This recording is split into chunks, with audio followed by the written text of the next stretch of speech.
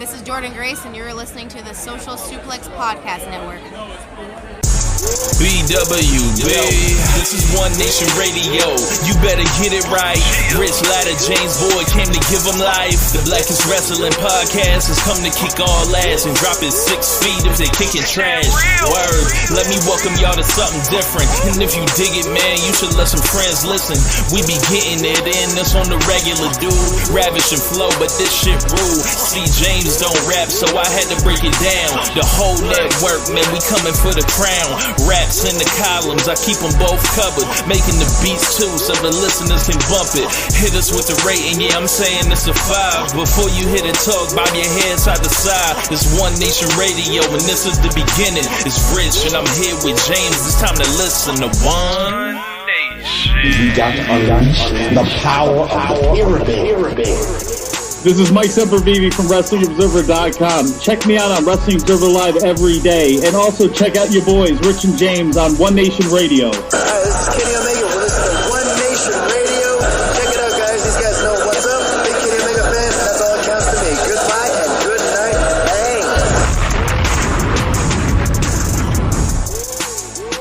Hey, folks. Welcome to this midweek edition of One Nation Radio. I'm James Boyd, and here with me I have Rich Latta. What's going on, man? The real has returned early. Yes, early. Yes, we had to, we had a lot of stuff that we were set to do and talk about, and then we may say, hey, let's spend 2 hours talking about the Wrestling Observer Awards of 2023, and it was still a fun show. We had something to talk about. I think we kind of aired some grievances from the weekend, during some of the awards, but there's still some time to, give people the business and everything. Yeah. So, and there was some stuff also to praise. It ain't just all bad. It ain't just all, dark clouds. There's going to be some sunshine, some rainbows, that kind of thing. I think that mostly be directed towards AEW and this build towards Revolution. But we'll see where we wind up. We'll see where we wind up. How about that? So, Rich, where do you want to start? Well, I'm happy the message that has gotten the tunnel talk that I have heard. They will be watching Rocky. So I just hope y'all enjoy the film. You can check out some of the sequels and all that. They progressively get funnier and more outlandish. And then hopefully you make it up to the Creed series, because then it really takes the fuck off then. So should we warn them about No. Nothing. You don't think they would appreciate the warning? Nope. You don't think they'd be like, why the fuck will people like this? And they'd be like, well, it came out in 76. I know. It's crazy. That would, if they remake that movie, that would never fucking happen. Just brace yourselves in the first act. Some bullshit happens. It'd be all right. Ain't nothing. It's absolute bullshit. But if y'all want to turn it off, I don't blame you. But whatever. It's one of my favorite movies of all time. But that thing is horrible. That is horrible. That is not a baby face. That is not a baby face in the first act. They are aware that this is a downtrodden man. This is a broken soul, damn near. This is a bum. And ultimately, one of Rocky's big goals is to not just be another bum from the neighborhood. So, I think you guys will see the beauty of it. Focus on that and not that part at the beginning. If you can just hey, that doesn't, and then their relationship afterwards, just sidestep that. This is valid, absolutely valid. If you just put that to the side and power through the rest of the movie, I think you might like that. And then once the movie's over, you'd be like, oh, that was bullshit. That was awful. That was horrible. All right. So, good luck, ladies. Yeah. I mean, that CM Punk emotional bullying that really worked. They did not want to stay on the same side. That's crazy. It should not have worked. These are smart people. Wait a second. Yeah, the reverse psychology troll gonna work. And Richard's saying yeah, I'm gonna troll him. He's doing it smiling. He knows y'all going for the bait, and it still burned y'all up, and y'all still fell for it. Goddamn, that's nasty. That is some nasty work. Shit. Brewhaven in the comment, hey man, Paulie is just misunderstood. Paulie's a racist. Fuck him. Yeah. Big gots. Man, so Paulie comes around though, you know, like it takes till Paulie's damn near old as fuck. But even still, Paulie is prone to fuck so much to say the wrong thing. Always. Yeah, always.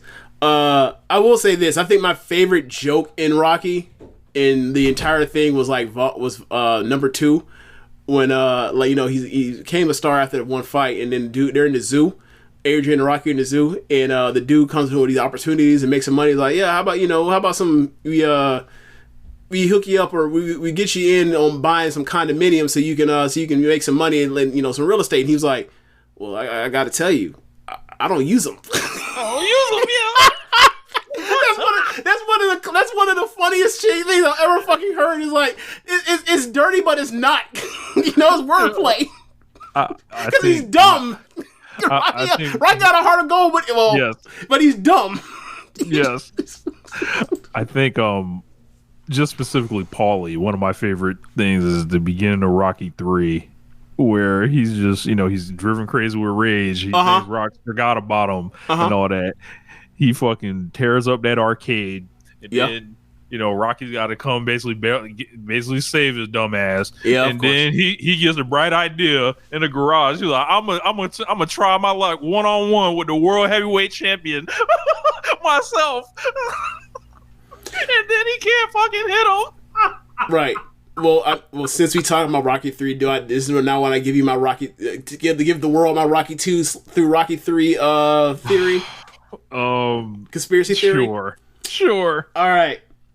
Spoiler alerts for those that have not watched Rocky 1, 2, or 3. So this is sick, by the way. So if you binge watch all 3 in a row, you'd be like, hold on, bro, what the fuck going on? So obviously the relationship, Adrian and Rocky's relationship starts in Rocky 1. And then Mick starts training Rocky in Rocky 1, and Mickey is not fond of Adrian. You know, it's more like he's more or less alluding to saying like she's weakening your knees, Rock. You can't be doing this, right? So then by the time we get to number 2, Adrian goes into the coma, and Rocky doesn't want to fight. He lost his heart to fight, and Mick has like now going to Adrian's bedside corner and checking on her to make sure, you know, checking on her just for the sake of Rocky or whatever else. And then Adrian comes out the coma, tells Rocky to go win. Obviously, he wins. Let her train you. Right. So then, you know, the relationship softens in between those two, Rocky and Adrian. So then, by that point in time, Rocky's world champ. He's beating tomato cans left and right. He's in this big ass mansion. Bums. You know, obviously, Adrian and Rocky are already married by that point. They're living in that big old mansion, and Mickey has quarters. It has, you know, trainers' quarters, if you will, in the mansion. So there's a point in time where all of a sudden you see Rocky I think he was messing with a robot he was training or whatever else for a tomato can, and all of a sudden he sends for one of them or both of them, and they both come down, and like they're both disheveled, and they're like getting themselves together. They're coming down the staircase, and like Mickey's like moving, like his like tucking in his pants, and like Adrian's like fiddling with her hair or her lapel or whatever else. And I was like, wait a second, what? So then, next thing you know, in the middle of the movie or towards the end of the first act, Rocky, Mick has a heart attack, or he basically dies, and Adrian stays behind with him instead of go into the fight against Clubber Lang. With all this stuff going on in Rocky's mind when there's still Paulie there and everything, and so I'm like, hey man, was there an affair there? Was Mick and Adrian knocking boots this whole time, and like she decided to stay behind with, you know, the side piece because he finna go to the upper room? I was always like, when you watch it in the binge, you're like, wait a second, this is weird, like how the relationship has evolved, and then like they're like weirdly close, and then all of a sudden like at Rock's time of need, she stays with the trainer to die. Hold on, before you move on, hold on. Was Mick actually the love of Adrian's life? Tony Khan's gonna watch all 3 of these movies after this. I gave them what they talking about. They want the romance and all that. Yes. You left one part of your conspiracy theory out. I've heard this many times. I'm shocked you left this what out. What did I leave out? When Rock and Adrian got married, when Adrian was side what she was sitting on. Oh, that's right. Mickey was sitting on Adrian's side. Yeah. Yeah, I forgot about that part. Yeah, that too. Yeah. I totally forgot about that part. Thank you, Rich. Thank you. I forgot how I haven't talked about this in a while, so I forgot all my, I haven't laid out this case in a minute. It's been about a decade. And every time I laid it out, people always look at me like, "What?" They're disgusted or hell no or that's funny. It's never like they don't ever see my props for being right. They don't never agree, right? They don't ever agree. Look, all the conspiracy theories and bullshit I've had to hear from you and Josh Smith from Keepin It Strong Style over these years, and I've had to just I'm not quite getting this one. Yeah. Enjoy. It's hilarious. All this time, Rocky world champion, and Mick was one that was beating out the frame. All right, let's move on.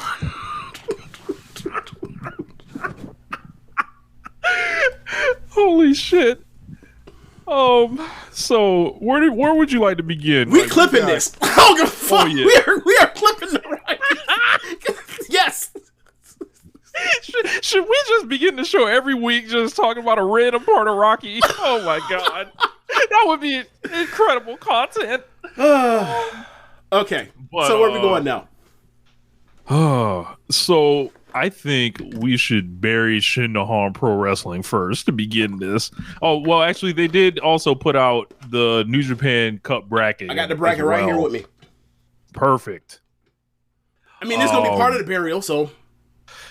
Yeah, man. So last weekend, they had the New Beginning, I believe, was it in Sapporo? And then I don't know the second city. It was Sapporo night 1 and 2. Okay. That first night of New Japan, I woke up in the morning and saw the timeline, and just absolutely shambolic. Like, just people were just having meltdowns, acting like they had seen just the end of a promotion. People watched this shit, and then night 2 was better reception, or whatever. Old head tech first time chat. I agree. The theory makes sense. You finally found someone to agree, James. Congratulations. Is old head tech just Purple Drain? Is that just Dan again? Oh man, I don't know. Stop this. Who else is an old man tech? They both got the same. Never mind. Whatever. Dan, you let us know if that's you or not.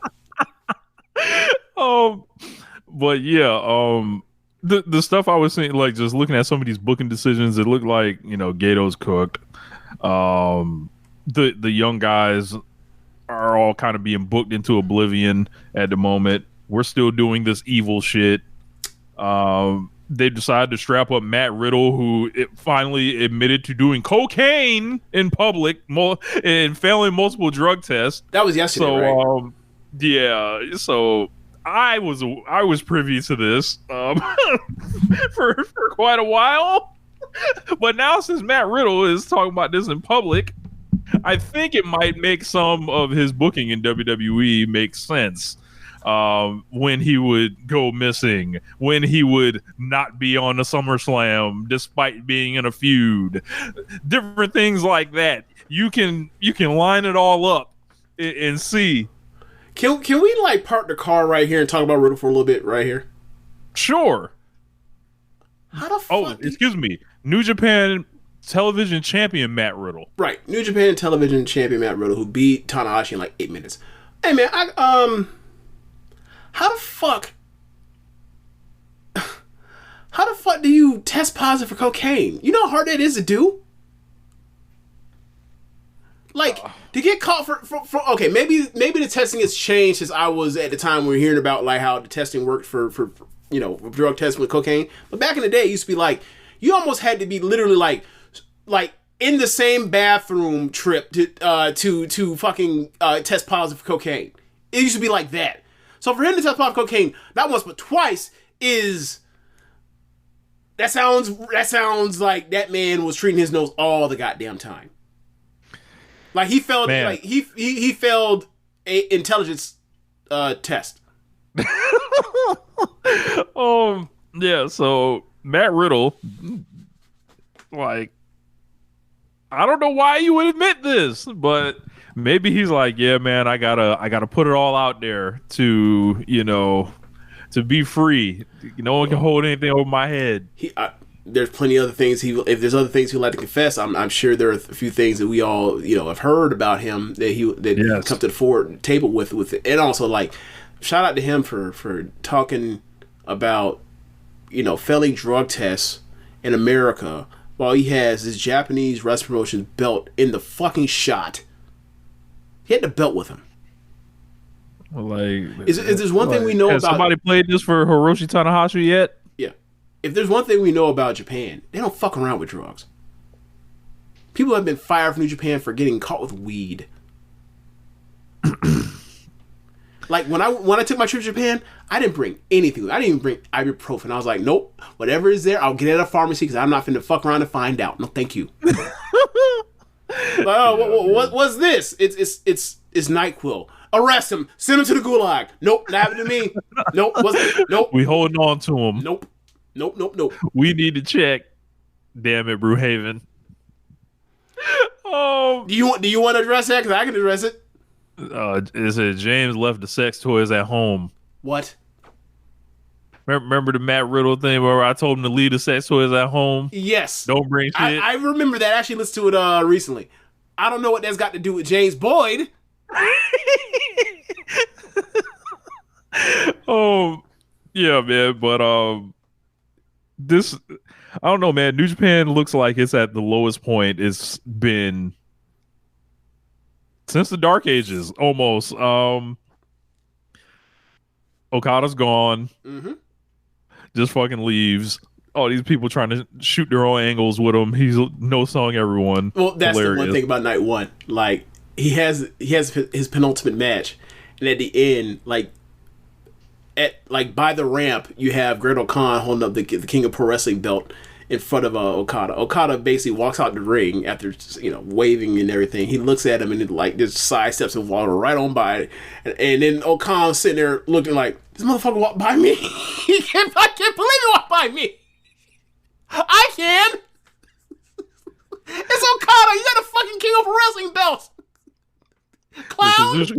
The Kazuchika Okada Pro Wrestling belt. Oh, okay. So yeah, man, he just, it's amazing, like, to see, like, Okada on the way out, he just like, I'm not doing this with you, man. No. And then there was also another part of that later on in night two with him doing commentary, and then at the end of the hair match, like, Suji walks up and is like, really, this how you leaving? And then he cuts a promo on Okada backstage too, and it's like, I hope this is, setting the seeds for, the eventual return in 3, 4, 5 years, 2, 3, 4, 5 years, whatever else. But, the old con thing, I don't see that one getting off the ground ever. I just don't. Yeah. Sonata and Naito. All right. Do you watch the match? So I watched the match, and I thought at a certain point, like, Sonata got injured. And like, he kept going. Like, something happened where he took a, like, the Randy Orton, rope DDT thing, the spike DDT up between the person hanging off the ropes, but it's on the apron to the floor.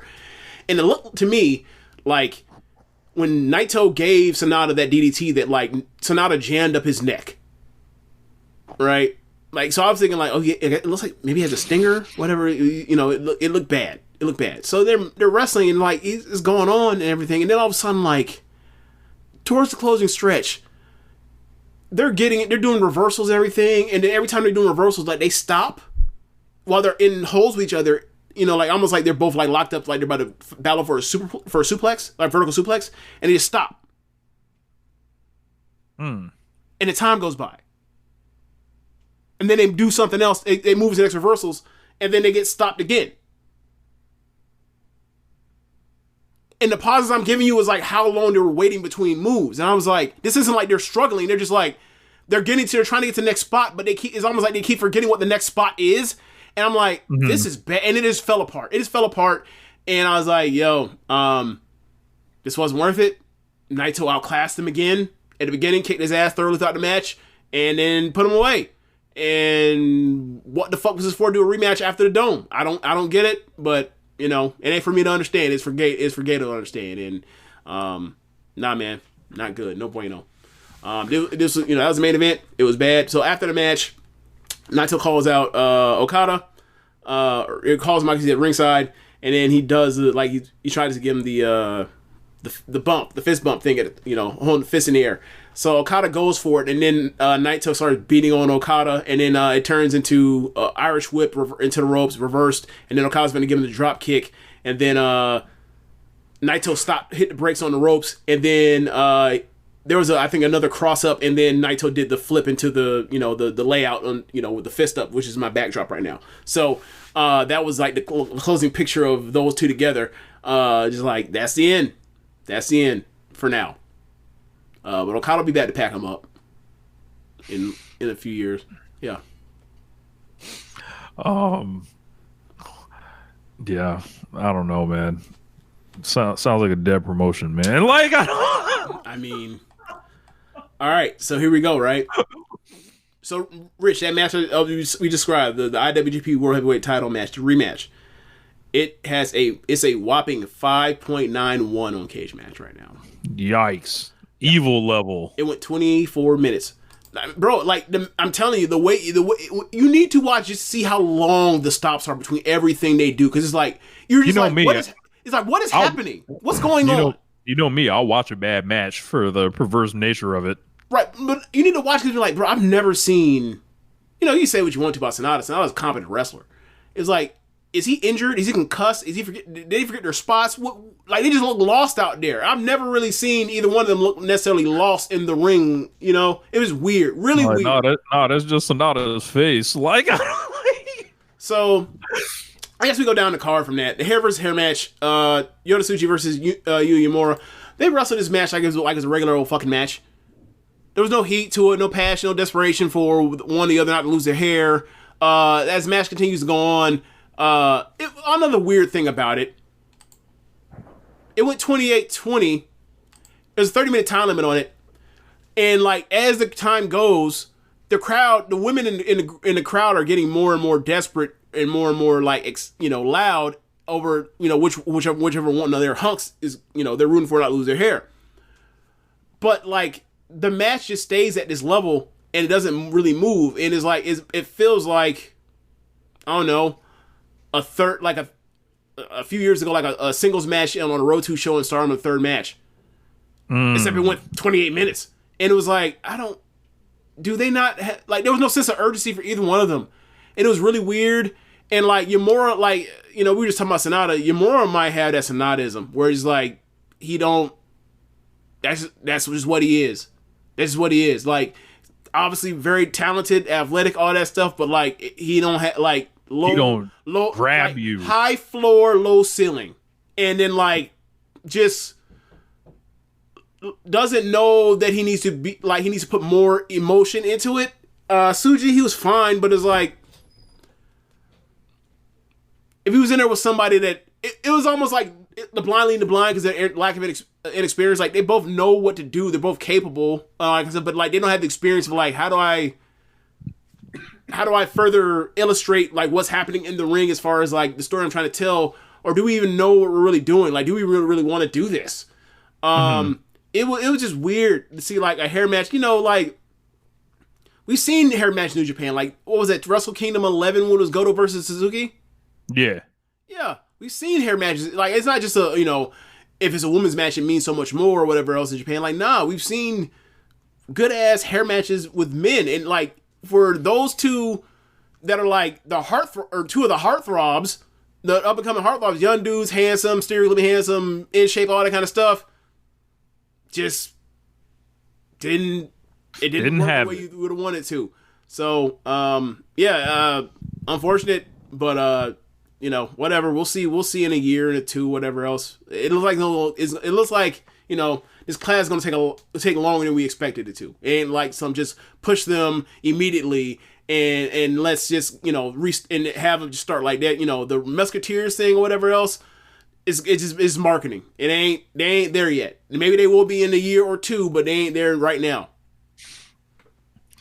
New Japan Cup. We got that bracket. Yep, we got the bracket. So on the left side of the bracket, you have Sonata versus Yoshihashi. Should be a good match. I'm sorry. Sonata has the bye. In the first round is Yoshihashi versus Kenta.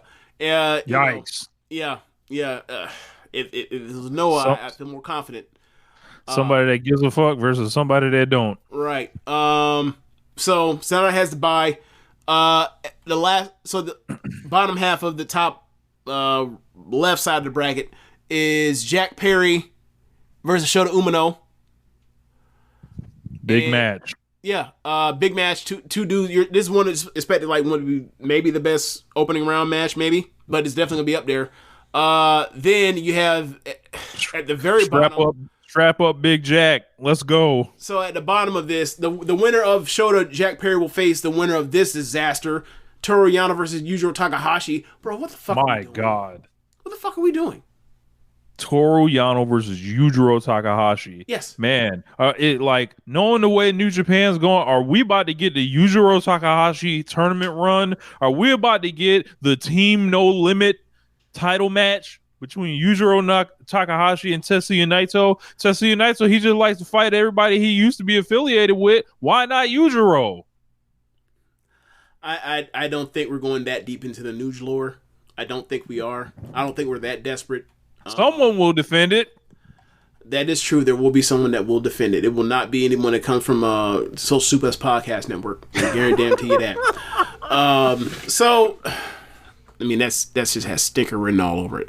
So, the bottom half of the left bracket, you have TJP versus David Finlay.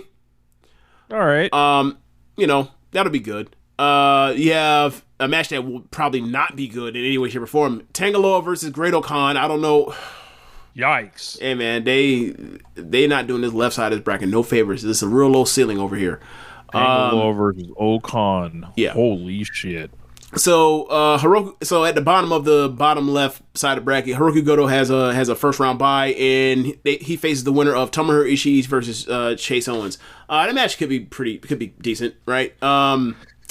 They're going to beat Ishii in the first round because they're not going to do an Ishii Goto match. Why? Because it'd be too good for it'd be the best match in the tournament. You can't be doing that. Can't have that shit. Can't be having great wrestling matches in a fucking wrestling tournament.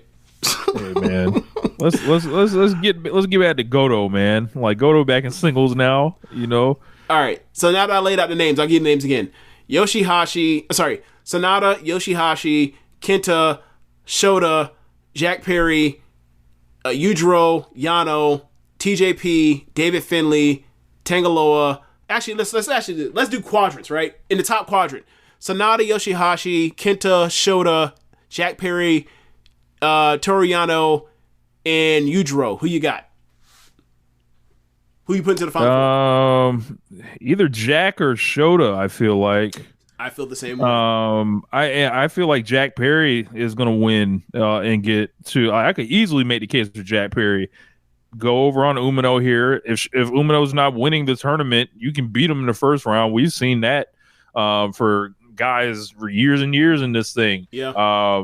The Sonata and Jack Perry, that's an easy rematch because having a forbidden door and Jack Perry get his win back. Yeah. Yep. And so I'm going to take Jack Perry. I mean, honestly, whoever wins Umino, Jack Perry is winning this. Is getting through this quadrant. Like, yep. Because Umino definitely could beat Sonata, right? Too as well. So yeah. Yep. So bottom left quadrant, we can go through that. We have TJP, Finlay, Tangaloa, Great Khan, Ishii, Chase Owens, and Goto. Who you got? David Finlay. Oof. Yuck. Yeah, I can see it. I can see that. Yeah, unfortunately, I'm gonna go David Finlay into the quadrant. And then if it's Jack Perry, you have Finlay beat him. If it's Umino, you have Umino beat him and put Umino through the final. That's kind of how I see it. So. All right. Over on the top left top right, you have Evil getting a first round bye. Amazing. He faces the winner of Hikuleo and Oleg. Then you have Bruh. Before we keep going, Evil and Hikuleo, they did that shit during the G1, right? They do that shit again. Inoki's coming out the grave. Inoki will stop this shit himself. All right, so below that match, you have Shingo Takagi versus the who will be freshly bald Yuya Uemura. I still don't understand why they have why they decided to do this match at this point in the stage in the game. Like, I guess they needed a main event for one of these nights. But it didn't main event. It was some main event, and it was Sapporo. Never mind. Yeah. So I don't know. Whatever. Gonna be real great when Shingo goes home round one. Yeah, that's gonna be real sick. Well, they are in the middle of down cycling. He just lost to he just lost to Taichi in New Japan. And also, like, shout out to Taichi and Shingo Takagi carrying on from their King of Pro Wrestling feud that was actually fucking awesome. And like when I heard that a regular match and it was 2 was fucking awesome. And it's like, hey, maybe, just maybe, here's a thought. How about we push those guys at the top? Just thought. They're already over. They're nice stopgaps. They can go out and have great matches and be in title matches or whatever else. You could put either one of them in and get the title fits against Naito, and it will work. It'll be successful. You would think. Yeah, like let's not do this. James, refresh. Turn your camera off and turn it back on because like I reset you because you froze. Okay. But we have Callum Newman and Gabe Kidd, kind of more fallout from that cage match. Okay, you're good now. I can see. Yeah. Nope. Oh, I think you're froze, but a little froze bit better again? than Really? Yeah, I don't know why. But Callum Newman and Gabe Kidd. I'm gonna take Gabe Kidd on that one. You're on froze now. Okay, that's all right. All right, great. All right, so then then the bottom half of the right bracket, you have Yota Tsuji versus Jeff Cobb. That is a match. That's That's gonna be awesome. Yes, it should be awesome. Because Jeff Cobb knows what the fuck to do, and Yota Tsuji, if you're in there with someone who knows what the fuck to do, can go out and have a great match. Yeah, El Phantasmo and Mike Nichols. That should be very good as well. Yeah, ELP's time there. I kind of like this bottom group. Yeah, yeah. Then you have Taichi versus Ren Narita. And then the first round bye is Zack Sabre Jr., who will face Taichi or Ren Narita. And after watching New Beginning, I was thinking to myself, like, why can't they just do Sabre versus Taichi in the final? Mm-hmm. This side, let's do it in the second round, seemingly. So, yeah, like I don't think you have Taichi beat Shingo if he's going to just lose to Ren Narita. Unless they're about to start like, just 5 guys versus House of Torture. And if so, fuck. We just got a tweet from Mercedes Monet addressing Julia. She said, you standing on big business or you just standing around? You know where to find me. After basically saying, Julia saying she's going to keep this shit and she's going to look for Mercedes. So maybe we'll actually get the match. I don't know where though. If it's at big business, that would be pretty fun. What do you need to announce that ahead of time instead of 2 weeks from now? We only, also, Julia has to defend that belt on 3 days before?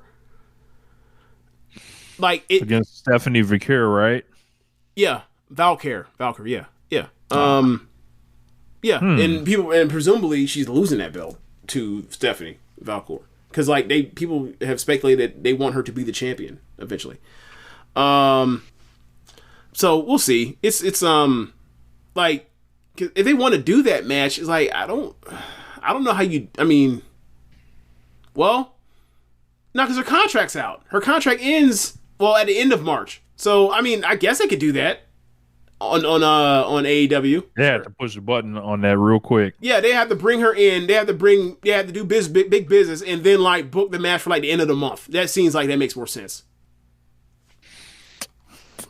Let's go. Taichi and Renderita, I think this has House of Torture shenanigans, and Taichi is going home in round 1. I don't want to see that, because the main reason I want to see it, because like if you do that, that kind of makes me think you're gonna do just 5 guys versus House of Torture. I don't want to see that shit. And then again, like, what do I want to see out of House of Torture? So, you know, like, everything's out. There like, I don't think there's a single like. I ain't trying to see good wrestlers against them. I definitely ain't trying to see sorry wrestlers against them. Yeah. So, all right, let's to recap on the right side. Top quadrant: Evil, Hikuleo, Oleg, Shingo, Uemura, Callan Newman, Gabe Kidd, Suji. I'm sorry, I forgot that. Stop at Gabe Kidd. So, Evil, Hikuleo, Oleg, Shingo, Uemura, Newman, and Kidd. Evil. Fuck, man. This is nasty. I know. Yeah, they're gonna have Shingo beat. They're gonna have Evil beat Shingo or some shit like that, and then get to the quadrant. Yeah, I can see that. Fuck, that's nasty. All right. Bottom right quadrant. Zach. Yeah, like I look at that and I'm like, Saber's gonna go through all of them. Yeah, it seems like we all are kind of in agreement here. Like, we got Finley in one quadrant getting through, Evil in one quadrant getting through, Saber getting through in one quadrant, and then the other one up for grabs, like either Shota or Jack Perry. Right. I mean, I'd either have Shota or Jack Perry win this shit, or have Saber like win this shit and then go to Sakura Genesis and beat and win the title. But we'll see. You know, they may not be doing that. Like, I think Naito needs to have the belt and actually have the shit for most of the year and stop these short fucking reigns that keep making people want to buy into him chasing the title all fucking again, be a fucking champion and carry the company, because you're all they got right now. Like, drop that shit at Dominion and quit playing. Yeah. So that's kind of where I'm on it. Like, let Shota go through. Well, then again, if you put Shota through, like, you beat Shota, like, god damn, you'd be 0-6 in the title challenges. They have made him Jungle Kiona. Goddamn. They have Roki Goto with this man. Yeah. Well, we should jump over to AEW Revolution, I think. Yeah. All right. AEW Revolution. The card is stiked. All right, let's get all this bullshit on my screen. New Japan, go away. All right. It's Elimination Chamber. My bad. AEW Revolution. Man. One of the best built cards in the history of the company, I think. One of the best cards on paper in the history of the company. I think this has been possibly my favorite AEW pay-per-view, like, historically. Okay. It's just everything kind of takes me back to the match that happened actually 4 years ago today. Kenny and Hangman versus the Bucks, and here we are right on, 4 years later. The Bucks are back kind of, in a tag team, a huge tag team title match. And it isn't necessarily so much about the belts, but it's Sting's final match.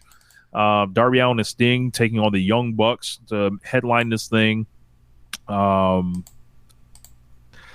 We obviously saw Sting come from the rafters one last time, maybe, on Dynamite this week. Great angle to set this whole thing up. Bucks kind of turned around, fell for the trap. First tag team main event. They're doing it in Greensboro, North Carolina. The Young Bucks have been the perfect foils this whole time. Sting is just such a revered legend. A lot of people are sharing their memories of Sting this week. And I read the Players Tribune that Darby wrote about him. I saw Sting's interview in Sports Illustrated talking about, what Darby has meant for his career. And this is just going to be an all-time event, I think, in wrestling. Like 16,000, Greensboro, North Carolina, huge. The crowd's gonna be on fire. Sting is gonna empty the gun, and think about all the crazy shit we've seen from Sting in AEW. I've been on record, his AEW run has been my favorite Sting run, but I have a lot of great memories of Sting, and Sting never disappointed me like he disappointed other people throughout his career. And really, to me, what Sting always represented, like just kind of reflecting on it, was I'm major, but not there. Like I am the face of like wrestling that like alternative wrestling throughout like history or whatever. Like I carried the flag for WCW. I carried it for TNA. Yeah, I went in there to WWE because it looked like that was the only fucking place I could go or whatever to keep it going. But the second he was, kind of done there, he was like, yo, I want to beat AEW, put them on the map. And it's like, yo, if you just look at the last 40 years of wrestling, like Sting has been the guy opposite of WWE everywhere he's went.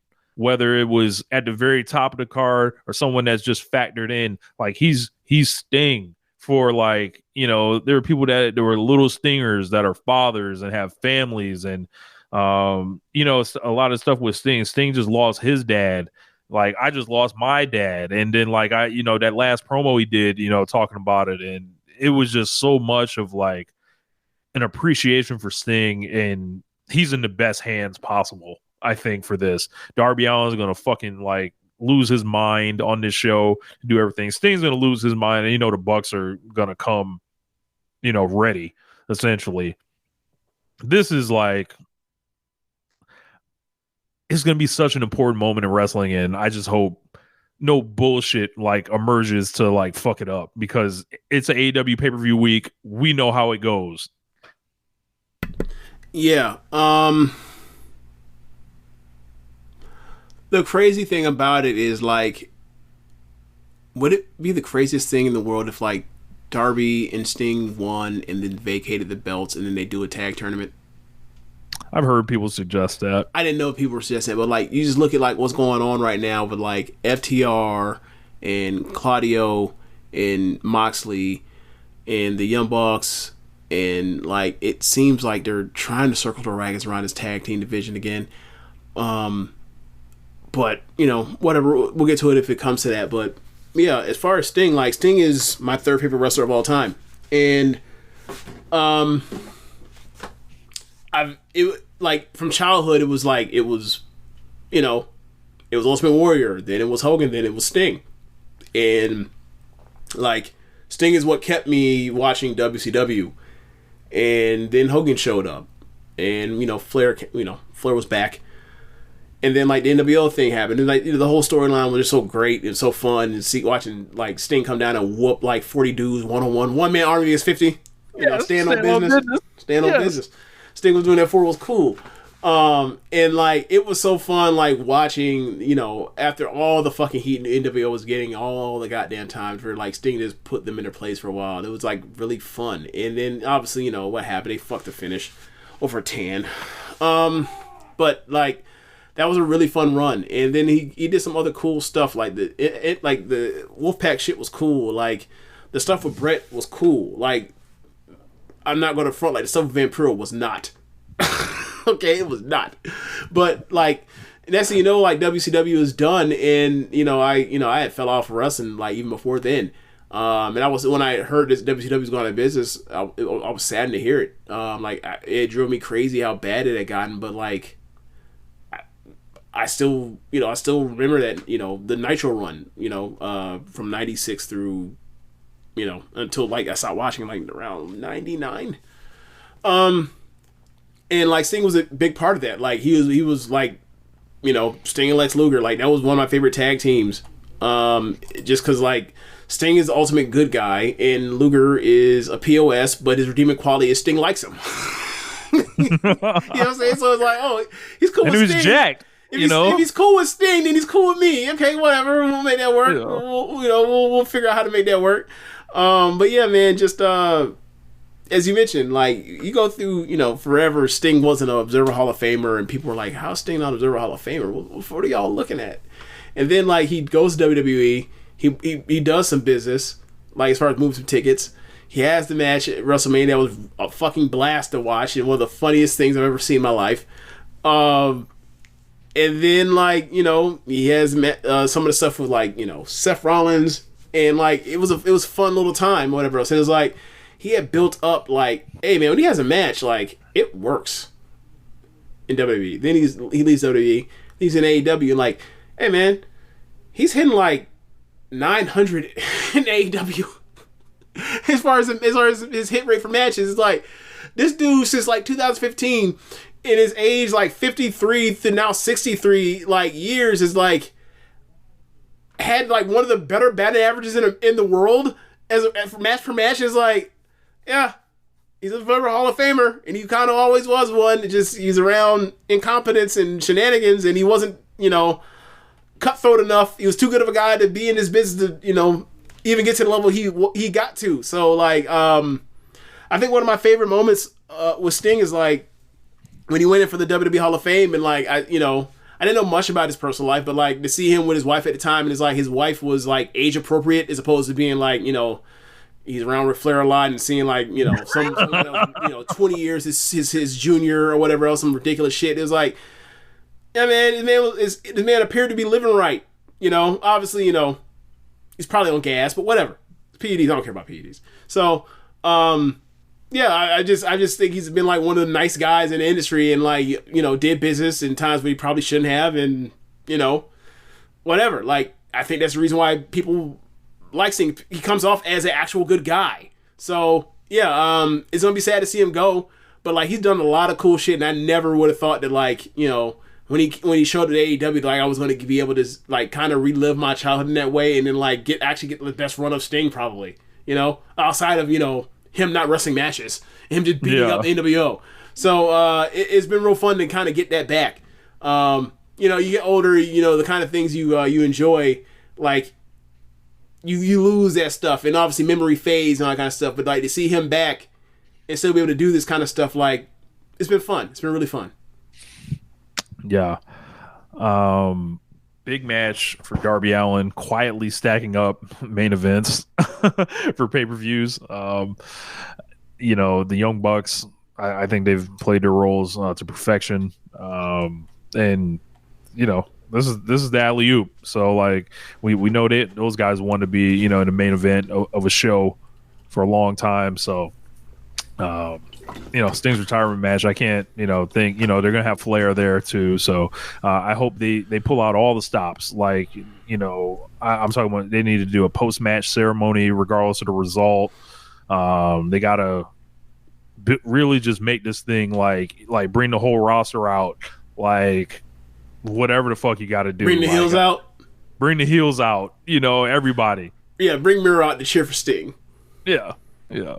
Can we get a video package from Andrade via WWE so you can call him Mr. Sting one last time? Mr. Sting, yes.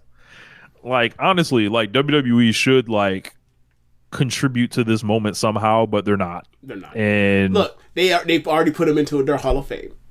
Yeah. That's their excuse. Like, you'd be like, look, man, he's already in our Hall of Fame. We've already given him the biggest honor we possibly could give him. Yeah. Can you send some video footage over that you own the WCW? Oh, no, fuck you. Oh, you hung up? Oh, damn. They hung up on us. Assholes. Yep. But yeah, man. I just Bruhaven said the Magnum TA will be there. That's cool. Yeah, that's cool. Yeah, don't bring his stepdaughter. don't do that. Don't do that. I'm gonna pick her on camera. I'm gonna pick the Bucks, but that's smart money. That's smart money. Yeah. So, let's go to singles match for the international championship. Hold on, before we move on. Look at Bruhaven's second to last message. So Madam TA will witness Ospreay and Takeshita. Imagine that'll make him stand up. Oh my god, bro. He's not in a wheelchair. I don't think he is. I could have sworn, wasn't he in a wheelchair? I don't know. I could have sworn he was in a wheelchair. Oh no. That's why. That's the joke. God damn it. God damn it. AEW International. Brewhaven might need his own podcast. He be saying wild shit. This man be wildin'. I imagine there are people that listen to the show that like don't get in the chat, and then sometimes we read these comments off. Like, you guys have gotten over with an audience that you don't know about, even that are in the Twitch comments. Y'all wild.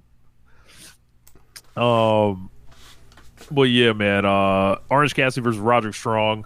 This is like the longest build up for like an international title match I've ever seen. Like, the crazy part is like, this would have been so much more effective if like Roddy Strong was the champion and like he had to go through Orange Cassidy had to go through all these matches to get the match. Instead, is the champion is going out there and wrestling 1,000 goddamn times, wrestling every like 3 times a month to get to this. It's like, bro, I get the story, like, but you've already done the story of Orange is exhausted, wrestling all these matches, like being a champion's champion, carrying the burden of defending this thing anytime, any place, anywhere, on short notice, with all these injuries and everything, and like, I get it, man, but like, you literally just did this, like, not even months ago, not even 6 months ago, like 3 months ago, 4 months ago, you were doing this already. So it's like, you wrestled Matt Taven, you wrestled Mike Bennett. He did the Repro thing. Yep, you wrestled Hercules Hernandez. You wrestled Ricky Steamboat. You wrestled just everybody. When you said Hercules Hernandez, I was all in the slot. I was like, did he fuck up a name? And then he said Ricky Steamboat. Okay, he's doing a bit. Okay. He wrestled Ace Calhoun. You know, he fought the Warlord. He wrestled Ivan Putski. Correct. You know, Pedro Morales. I was just about to say Tito Sanchez. Tito Santana. He say fucking Pedro Orange Morales. Cassidy faced Lagoon. Oh my god. He faced a Sultan too. Jesus. Yeah, IRS, all of them. Yeah. All the stars. He's fought them all. Yeah. Title's changing here. This is the end of the road. Yeah. Word to the boys. Like, this is the end of the road. And hopefully it's the end of the geek shit that that Roderick Strong's been doing. He goes go back to being one of the best fucking wrestlers in the world. And because that's what's being lost in his fucking gimmick, is that dude's a killer in the ring.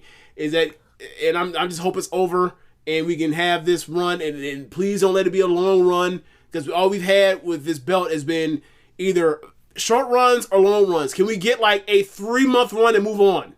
Or a 2-month run? Or drop that shit in an exciting style. So yeah. 3-way match for because it's them, but I'm over the story.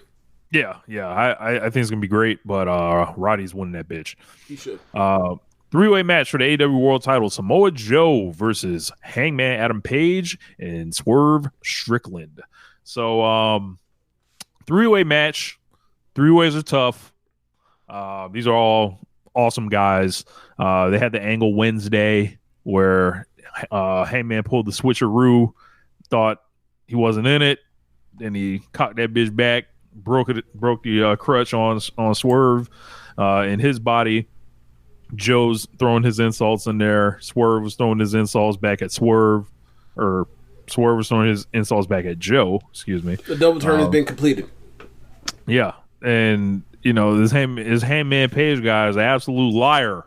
So you know, I think it's kind of clear like which way this is headed now. So you know, a couple weeks ago I was on the show, and just seeing how this has all been, you know, kind of, you know, just drawing my my shit together.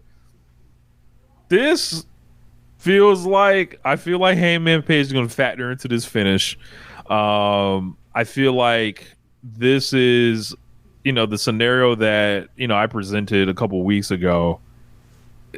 I feel like that's in play. Like, I feel like this is like, yeah, man, I'm going to, like, it may not be some on purpose thing, but I am not convinced that Joe's losing here.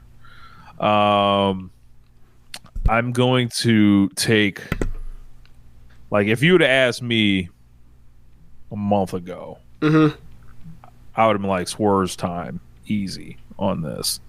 But but I feel like there's more going on that needs to happen before Switch. I think the way Hangman's been in there tells me Hangman is a part of the finish and Swerve is not. Okay. And I think that this is going to be a great match. Yeah. But I think this night is about Sting. Okay. I mean, that makes sense. He drew the house. Yeah. And I think that the last couple weeks, everything has kind of been done for a reason, which I think all these things will kind of come to light. Okay. I don't know. Not necessarily like, because obviously Heyman did the injury angle. There's a reason all that was done. Not at liberty to discuss that, but I think that people should keep their eyes open on all this stuff. So, okay. But I'm anticipating a great match, and Same. it's really cool. Swerve has come this far. I debuted at this event 2 years ago, wasn't on it last year, and is in a world title match here. And I think this is a testament to the work that he's done to get himself to this level. This is a testament to what other people are not doing in the company. Yeah. Who would rather not learn, I feel like the blueprint, if you want to get over in AEW, is real fucking basic. And there are so many things that one could do to get on Tony Khan's good side. But one thing that Tony Khan has dealt with is getting people to do jobs. So if you know this, right, if you're a professional wrestler, right, and you're someone that's looking for opportunity, that is, whether you're coming in from WWE, whether you're coming in, from wherever you're coming in from, how do you make yourself valuable? All right, man, I know I can offer you something, Tony, that other people are not offering you right now. The ability to do clean losses and great matches. And I'll use that time to get myself over, because the more I'm on your screen, the more valuable I am. Mm-hmm. And that's something Swerve figured out, that you can just go down the list of people that did not figure this out somehow. Yeah. Right? So very proud of him in that aspect of taking himself and making himself into top star in the company. And his time is coming. It might be this weekend. It might not be. It might be, a few months from now. It might be, you never know when it's going to be. But, I think he's cemented. He's good. And, I think Hangman, look at him, what he's done on this thing. Hangman has been like the Sting of AEW. He's just like someone so many people are riding with and believe in. And this man has decided to be selfless here and take a dramatic risk kind of with his character in service of another guy, kind of. Yeah. It's crazy how that's working, because a couple years ago I was told he was an empty-headed dumb fuck. So, it's crazy. And then Samoa Joe's been better than I could have imagined. Right. As a champion at this stage in his career, it's all right, what does this guy really have left to offer at the top level, right? You just put a suit on and he'll just talk some shit, and it's all right, we're gonna ground this thing, because it was an erratic kind of feeling around the main event scene and the world title. He's like, I'm just gonna bring these meat and potatoes back. I'm gonna talk shit, hit people hard, and we're gonna just have good wrestling matches. So I anticipate these guys will probably have one of the best 3-ways we probably ever seen.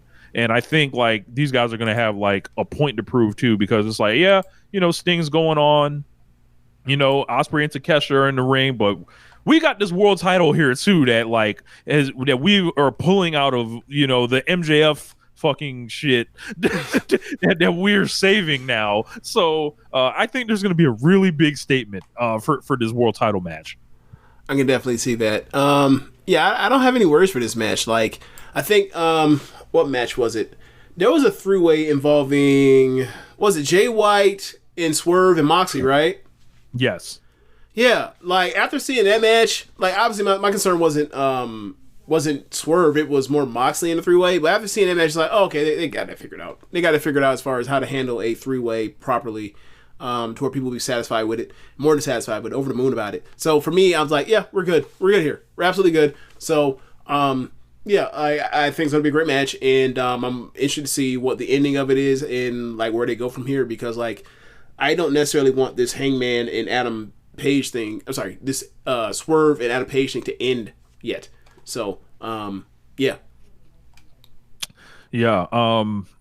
So let's see what else we got. We got the women's title match, Timeless Toni Storm versus Deonna Purrazzo. So with Toni Storm here, I'm going to adjust my screen momentarily. Yeah, you're going to black and white. Yeah, so Damn it.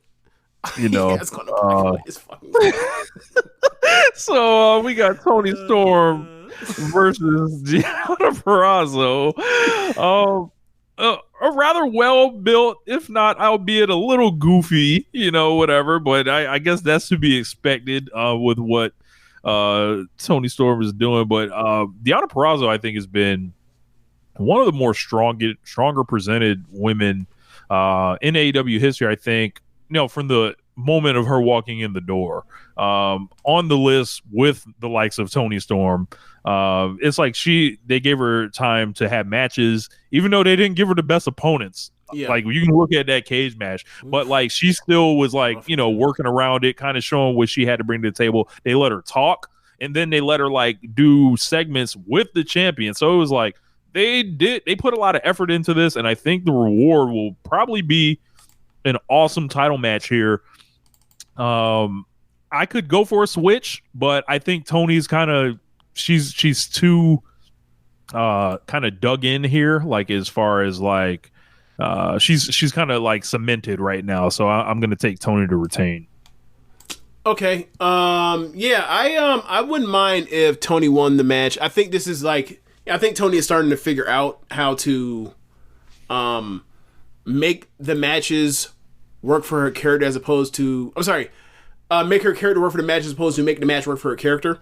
And, like, now she's in there with someone that she trusts, someone who is one of the better wrestlers she will be facing at this time. So, like, I think it's now, like, time to show, like, proof of concept, like, further proof of concept, like, yeah, I really got this. Like, I could do the goofy, wacky thing, but then, like, I can do the emotional thing with someone from my past and give, and make everybody happy when they watch her stuff, as opposed to just, just the people that like her being a goddamn loon. So, like me, I enjoy the lunacy. So, Rich, you're hit and miss with her lunacy.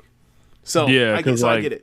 Sometimes that shit like goes like, I'd be like, all right, I don't know what the fuck she's talking about, but right, and that's understandable. So like I think this is a good part. This is a good place where Tony retains. It's a quality defense, and then we can go back to Deonna at a later time, or continue Deonna and Toni Storm at a later time. Yep.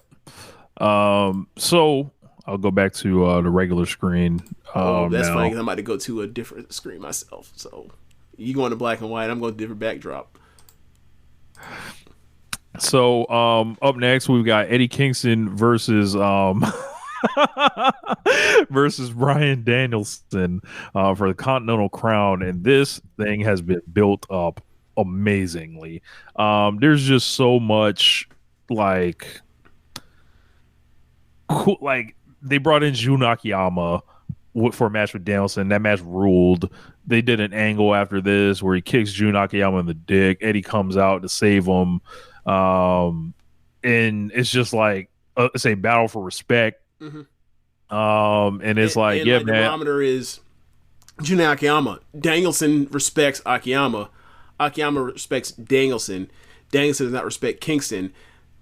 At the end of that match, and then like they shake hands, Akiyama and Danielson, and then like he flips off Kingston, and then Akiyama's like, "Nah, man, he's cool. Don't disrespect someone who's real." And like Danielson's like, "Hey man, fuck you too." Kicks him, and then Kingston's immediately on Danielson's ass, and then it leads to FTR coming out, which then leads to Claudio coming out, and then like it's just a huge fight. Actually, I'm sorry. Claudio comes out because I was like, once that happened, I was like, Claudio's gonna come out here and regulate, and sure enough, he regulated. And then FTR came out and then came to the brawl and then set up the trios match. I was like, this is great. Like the match was fun as hell, and then this was great.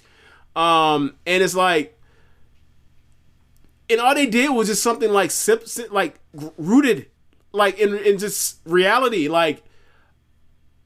You're talented, but I don't respect you because you wasted so many years of your life and your potential. And Kings is like, I'm a different person. I'm Cinderella Man. Like that may have been me. Like I just fucking beat you a couple months ago. But that's the thing that's also burning up Danielson. That's the reason why he turned back. He was like, he can't believe he lost to this fucking guy. He can't believe it. It's driving him. It's driven him back to being a heel, right? Because he's like, I can't believe I lost this fucking guy. I can't believe it. All right. And then like. This guy that like, I've looked down upon and I actually don't like respect and I actually pity because like I see this potential in him, but he never lived to his potential. And now all of a sudden in year whatever, now he's reached his potential. Like maybe did he actually reach it? Say again? Like it's like is he actually reaching the potential? Am I wrong? Like that? I think these are all. That's what's pissing Danielson off. Is the part was like. I always saw it. He just never brought it, and now he's bringing it, and it's like, well, what the fuck? I'm the person that's busting my ass everywhere I've went, and now he's beating me. Yep. Yeah, I've been world champion. What the fuck am I? Yeah, I've been like a 5-time world champion, whatever else. But like this dude had it and then squandered it. You know what I'm saying? Like that has to piss someone like Danielson off in his character, obviously. So you know what I'm saying? Like so that's why I like enjoy this thing. Like it's almost like Amadeus. Like Amadeus, you know what Amadeus is, right? Mm-mm. Movie from the 80s about Mozart, about like basically like Mozart's a prodigy, and he's kind of like he just does his thing, right? It's almost like a Prince type thing. Like imagine you Rick James, and all of a sudden Prince walks in, and like he does things you can't do, but you're older, and you're like, what the fuck? Like I thought I was talented, you know? Mm-hmm. It's one of those things where it's like, so Amadeus is kind of like this dude, kind of like has almost like loses faith in God because like. I thought you tapped me on the head, and like you tapped this person on the head, and he's like an asshole about it. Mm-hmm. I'm actually humble and like give it to your graces. I bought in. I've drunk all the Kool-Aid on my faith in you, and like you have repaid me by having this person be so much better than me. And now I'm sound pissed. Like Mark, right? Like, but that's what's going on with Danielson and Kingston. Yeah, right. Like so it's I just really enjoyed it. I've liked the whole story. This is a really great storyline. Like it's kind of the dumbest motherfucker can understand it. Yeah, it's like under the radar kind of, but like when you dig into it, it's like it's so rich. Like as far as like I feel like Chad would love this storyline or whatever. Like, yeah, stuff like that. Like, yeah. Next match. Will Ospreay versus Konosuke Takeshita. Send the stars. So Will Ospreay versus Konosuke Takeshita has been a dream match of mine. I have long said, I was like, yeah, man, the next, like, I'm looking at it like the Okada Omega of the next generation is right there. Like, like that's it. And boom. Night one, Will came in. I love the way he came in. He's clearly a babyface. He's happy to be here. Crowd happy to have him. He's over in Huntsville, Alabama. Right. And he was like another one of these dudes is plotted their trade mostly in Japan, being over as fuck. I thought no one knew who these Americans these American fans, that aren't from major metropolitan areas didn't know who these people were. Don comes out there gets the heat, lots of it.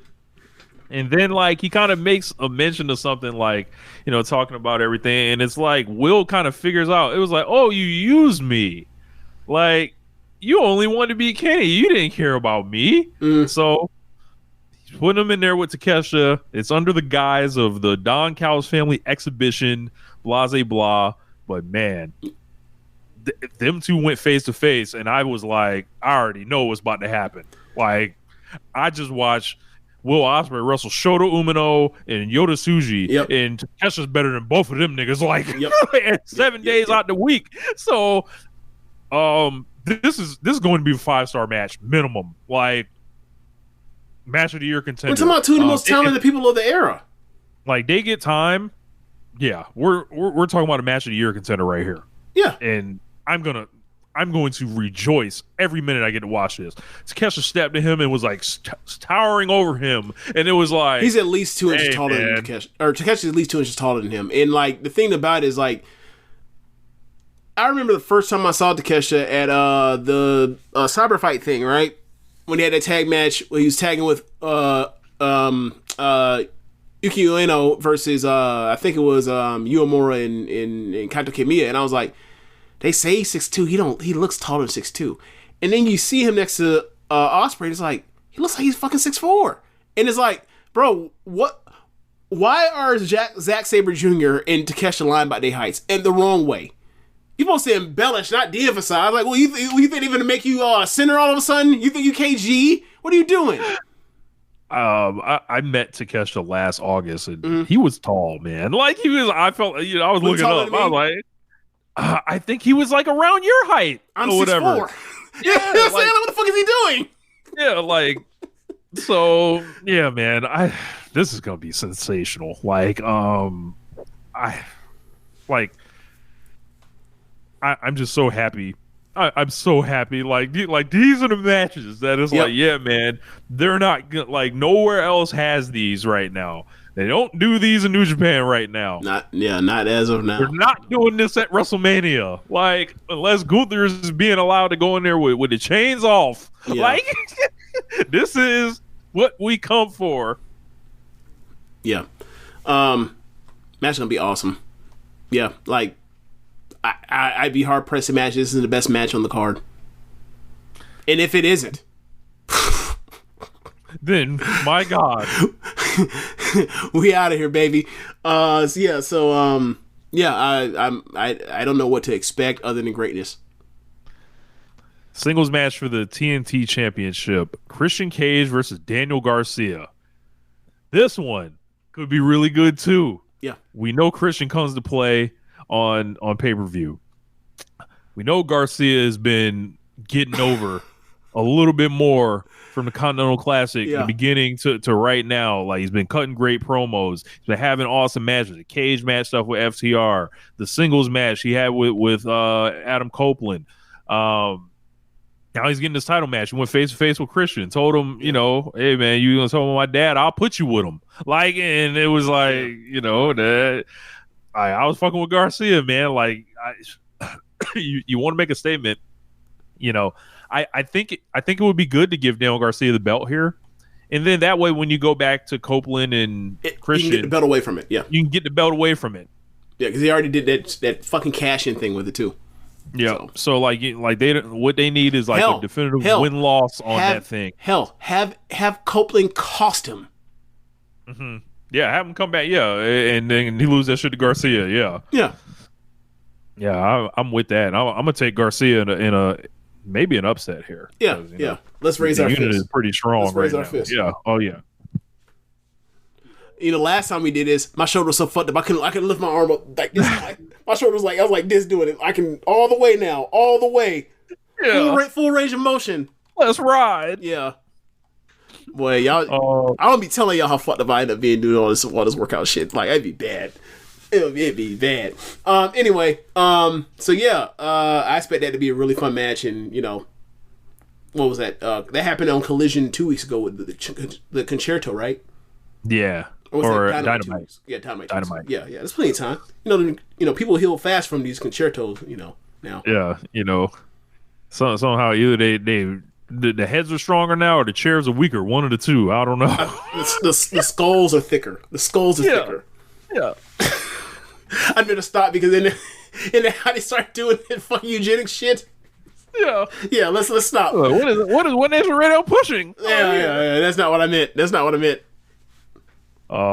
Tag match: FTR versus the Blackpool Combat Club. Hold on, before we move on. Seamus Nova said, finding out James 6'4" makes the Tam Nakano bathroom story so much funnier. That's the thing with all these stories I tell you when I'm in these weird spaces. I'm a gigantic human being. Like I'm 6'4" and right now I probably weigh 260. Yeah, like that's the funny shit about all this. Like, actually, here's another funny joke, right? If y'all go to Social Suplex's Twitter right now, right, or X or whatever, you go to look at the header picture. I am wearing the 1X version of the shirt that I was wearing in that picture, and that shirt was like a 4X. This is a 1X. Hold on. Right. You're like, wait, did James eat another James in that picture? Let's see.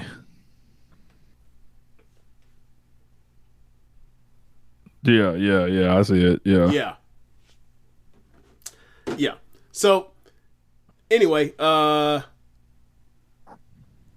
she says Jesus James could be a wrestler. No, I'm 36. I cannot be a wrestler. No. So, moving on. We were getting what match were we about to get to? FTR versus BCC. Yes. Fresh off the Akiyama stuff, right? Like they've had that plus before that, the week or the Dynamite before, they had Dax versus Moxley, where they had a great match, and then Moxley choked him out, and then he kept on the sleeper hold too long, and then Cash came out to break it up, and then Claudio came out to regulate. Like, I'm enjoying it, man. I'm enjoying it. Like Dax and them. Like, this isn't like some great storyline aside from the angle they did with Akiyama, but like it just makes sense, and you see them want to compete, and you see Dax and Moxie trying to like break each other's chest or break each other's sternum with their hands. It's awesome. It's fun. These two are going to try to like definitely outdo the main event, like both of these teams. Good. Let them.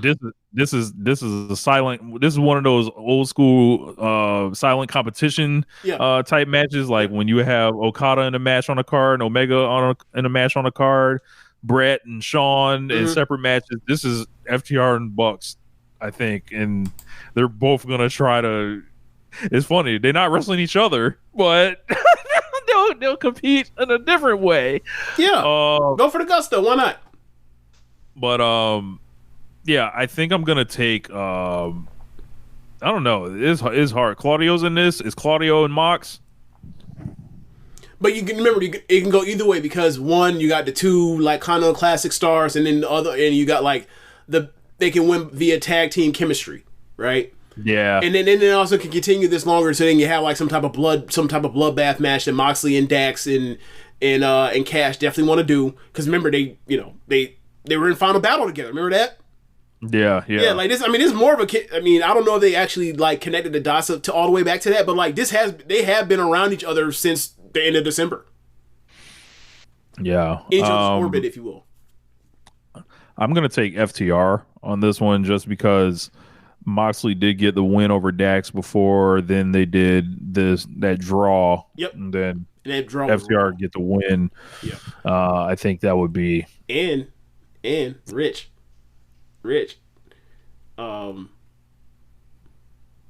If FTR beats Moxley and Claudio, and the Young Bucks beat Darby and Sting in the main event, doesn't that mean that they will then have the match that was on the docket that got pushed back? You think the Young Bucks are going to lose the belts like a month after winning, or 2 months after winning them? No. Yeah. Always remember, what it is in the end, the Bucks will win. Yeah. Time, Rich. Is it time for me to pull up? It's time. Is it it's time to cash it in? Is it time for me to pull up the bleach? Pull it up. Is it? Yeah, I'll get on to making it now. I'll get on to making it now. But it's time. I mean, Cash got a gun charge. It's a perfect time to do a job before you go away. Oh, I didn't even think about that part. We'll set you up real nice. We'll have the BCC push you over. Oh man, that's crazy. And then, let's get them shoulders on the mat. I don't care how y'all want to do it. How y'all want to lose? Pick a Bret Hart finish. We'll do whatever one you want. It's nasty. Do you want to do SummerSlam 92? Y'all want to lose on the sunset flip? And then Matt and Nick just fall forward. Y'all want the Leo Burke finish? What y'all want? Y'all want the in the corner off the $1 Million Dream? Y'all want that one? Do y'all want the Bucks to act like they're gonna hit y'all with the bell? Then they throw it aside, and do y'all want a screw job? Even y'all could be in the sharpshooter. Tap it out real quick, however you want to do it. Just ring that fucking bell. I don't know what they want, but come get this job. Yeah, it is time. It is time. I'm gonna pull up right now. It is time for these boys in a couple months to do a top job. That's right. Top guys. Yes. Top jobs. Top job. That's right. Amazing. Yes. Yeah. Bro, have Atlanta Senior throwing the towel for him. That's great. Yes, get Atlanta Senior out here. Yeah. And look, especially with their history of not catching luchadors in match, that'd be hilarious if they came out there and be like, yeah, I got some. I saw you did in AAA, boys. All right, got some for your ass. Yeah. Well, come on, Conquistadors, huh? Atlantis, what the fuck is Atlantis do with this match? Never mind that. Tell them, look, they won't smoke. Tell them to come to Triple or Arena Mexico. Yeah. I thought of another Bret Hart job. You want to put Matt in the sharpshooter, and then your head is by the rope. We can just hit you over the head with the chair, and you just fall down. Like, how you want to do it? I got one. Like, do you want to wrestle? Do you want to wrestle for 60 minutes and then in overtime lose the 2 super kicks? How do you want it? I got one better, Rich. They should, like Tupac said, how do you want it? They should have, they should have Dax, in the bully choke from Moxley, and then. And then Dax's daughter convinces the wife to throw in the towel, and then it turns out that that's what the daughter wanted all along because he wants his ass to stop wrestling and come home. he can be pulling that bread knowing shit. Yes. Please, Mom, throw the towel. And then Dax's daughter runs away from the ring in celebration. Yes. Now, the one thing to make it better is you can't be having Moxley put him in the fucking submission for 5 fucking minutes nonstop. Bro, you rewatch it, be like, bro, get on with it. Fuck. That's just absurd. Bro, if we did like some kind of watch along or some shit, bro, that commentary was hilarious. I would time how long bro was in that fucking chicken wing. I would time Oh my bro, God. it felt like he was in that bit for 5 minutes. Yes. Oh shit. What else on this All-Star Scramble match. So no Meat Madness, unfortunately, but somehow strangely, all the guys in Meat Madness that were named are in this match too. Yes, and the popular theory is that Chris Jericho politic to get himself into the pay-per-view because Chris Jericho needs to be on pay-per-view. I don't know how to handle this because there's information that I know through you that begs to differ. So but we can't really be doing that. So Jericho's have to eat that online anyway. Yeah. I can't save you, Jericho, from this one. But yeah, there was one match that was announced. Now there's a different match announced. Yep. With all the same people. Yep. With more people. Yeah. So it would seem to me that either I'll say it this way. It would seem to me that either Jericho lobbied to get added to this match, or somebody in the match didn't want to get pinned. or somebody in the match that whatever the vision was, it could not be executed. Tony Khan just for some reason could get this match booked, but couldn't get a finish in the ring. So he had to add people to it. Or Jericho politics to get in. You one or the other. It could be either or. Man, I don't know, man. You got Chris Jericho versus Wardlow versus Powerhouse Hobbs versus Lance Archer versus Hook versus Brian Cage versus Magnus versus Dante Martin. So I guess that means Magnus won his match on Rampage. Believe so. Okay, because that was a qualifier. So like, I got spoiled. I won't watch Rampage when I'm fucking with you. You know I don't watch Rampage. I barely watch Collision. But yeah, All-Star thing, it's like, all right, I guess this is probably something we should. It's a party match. It's gonna be a blast. Yeah, it's an AEW party match. Unless you're gonna have the fucking devil come out of nowhere and pull out with goons and win pull down the fucking ship. It's gonna be a blast. Yeah, a lot of guys in here. They got Magnus and Dante Martin and Hook. Hook in a scramble match is kind of going to be funny. It's like, is he going to be trying to throw around Wardlow and Archer? Like, no. Dante Martin. It's time. It's time to dust off the jets. It's time to fly. I think Wardlow's going to win this. It'll make sense. Yes, it is number one contenders match. Yes. So, where did the rankings go? Because it's been a couple weeks, and them hoes have disappeared. If y'all haven't noticed, I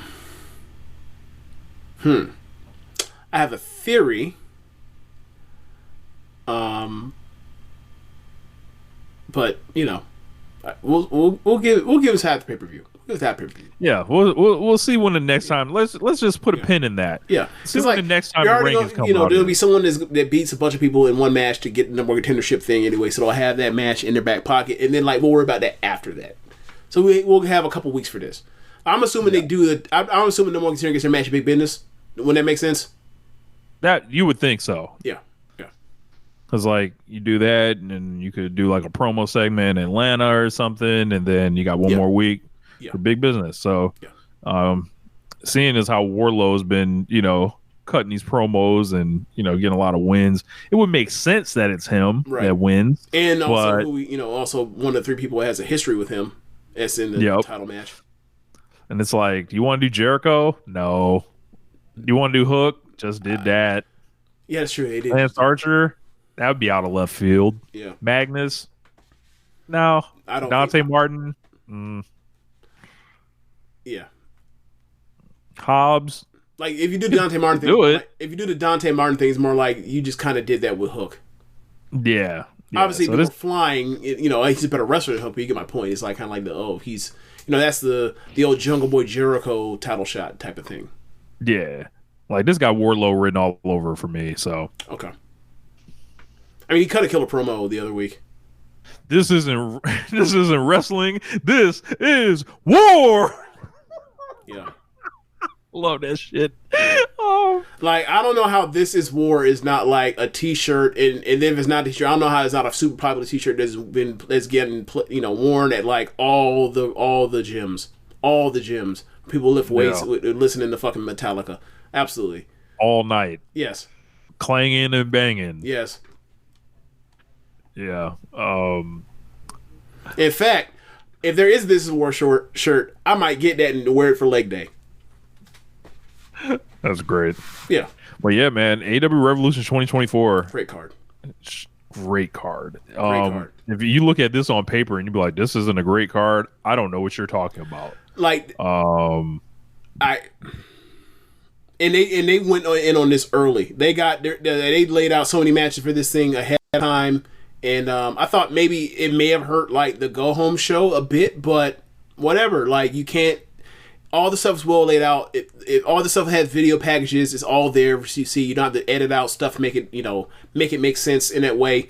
I thought it was really well done. I really did. And I know there's people that are doing how did Hangman Page know that Swerve was going to turn his back so he can do the double swerve? He's like, well, okay, let's go another step further. Let's do another step further. Hangman could have always changed his mind and been like, I want to be in a 3-way and pretend to be hurt, and then broke the fucking thing across one of their backs anyway. There's always that. There's always that play the card. Like I get it. Like, I'm with you too. Like, it's a very circuitous scheme. I get it.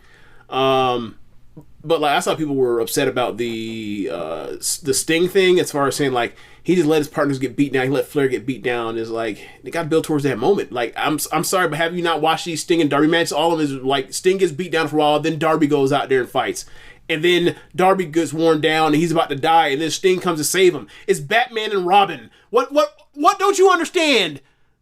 Yeah, they've been doing it for almost 2 years. For how many years now? 3 years? 2 years? I saw I believe it was Jeff Hawkins from Shake Them Bros. Like Jeff, and I was like, man. Yeah, you know, I've listened to Jeff a lot over the years. I was like, you don't know what's going on? Like, I was like, right. So I just left it alone. I'm like, I ain't gonna dogpile him. But if you're saying like he's took too fucking long or whatever else to build heat, it was like, I don't disagree, but the moment is the moment or whatever else. Like, if we're you know, I feel like the moment the fan service outweighed the logic gap in that, as far as why would he let his teammates sit there and get beat down forever? But you could also play the, you know, like, if we're doing headcanon, like, you can also play like, you know, the people that are going to drop him, they had to play the safety rules. He's trying to fight the dude to get him to drop him. He's like, no, gotta take 30 more seconds to make sure we don't drop you to your death. Yep.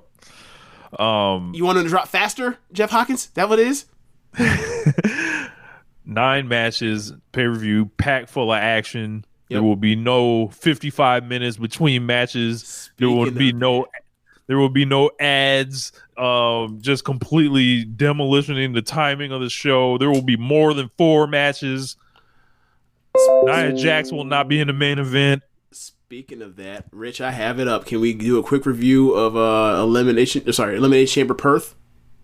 Sure. So, Elimination Perth. 5 matches, 4 on the main card. And you froze. Love it. Oh, okay. Let's. Oh, you unfroze. You unfroze. Yeah. So, 5 matches, 4 on the main card. All together with the pre-show, 4.5 hour show. 4 hours, 15-minute show. Disgusting. That is fucking unacceptable. I don't care what your explanation is of them having. I don't care the explanation of, well, they had a 20-minute talk segment. Cool. Then let's say they had 6 matches on a 4 hour and 15-minute card. That's still fucking unacceptable. I made the jokes with Sam that like, and they you know, it's Perth, it's Australia. On the other side of Australia, they dying to thirst over there. Anything that, you know, is kind of like their Wembley, where it's like, we'll cheer any goddamn thing. We just so happy to be able to give you all this money to come here, because we don't never get nothing over here. We never get nothing. So not a damn thing. Yeah. So WWE came out there and put that thing on them. And they felt like, you know, they felt like lightning was cracking. They felt like thunder was rumbling and shaking the earth. It was, in reality, it was just regular old pussy. Yeah, I'm just gonna go with the whole Eddie Murphy bit. Fuck it. So anyway, let's go through the card. All right, or pre-show. Kabuki Warriors, WWE Women's Tag Team Champions versus the team of Candice LeRae and Indy Hartwell. I don't know if they go what their team name is. I don't know if they're still. I forgot what the Garganos just call themselves. In the Way. Yeah, that's right. The Way. That's right. So they come out there, bro. They were so happy to see Indy Hartwell, and I was like, it must feel good to be in your home area, because boy. The rest of us don't give a fuck. Like, she. Anyway, so match. So the match starts by Kabuki Warriors getting the heat on Candice, and what do you know? Like, when Candice is in there with Kabuki Warriors, it's good. Then Indy gets her hot tag, and then it wasn't good anymore. Another one they got out there, Indy Hartwell. Yeah, but to be fair, she is still better than Maxine Dupree. So moving on. Is she better than Jade? No.